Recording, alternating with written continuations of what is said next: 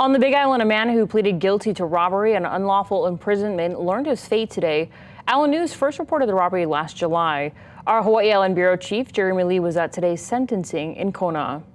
Prior to sentencing, the judge gave the chance to Derik Camacho to address the courtroom. It was also a chance to address Michael Barsell, the victim who sat wheelchair-bound in the court.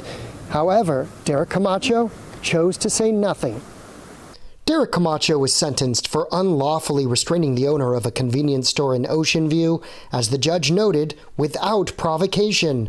Camacho was sentenced to 5, 10, and 5 years, with 15 years as a consecutive sentence, credit given for time served. The victim, Michael Barsell, was held against his will at Kahuku Gift and Garden. Barsell was brutalized and threatened with death and rape. Barsell lost one of his feet from an infection that resulted from his injuries that night. It was the viciousness and the times I gave him a chance to leave, and that's the whole thing I still don't understand. But as far as the sentencing, I just felt the judge was fair. I'm sorry this man has to, be incarcerated so long, but if I was his first crime, I don't know what the second one's going to be.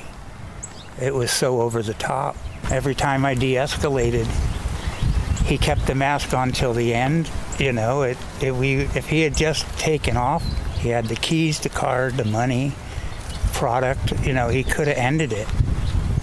And we wouldn't even know who it was. The judge told the court he hadn't seen a robbery this vicious before. Derik Camacho was 21 at the time and on methamphetamine. Camacho's attorney argued that his client was remorseful and that the meth had altered his state of mind.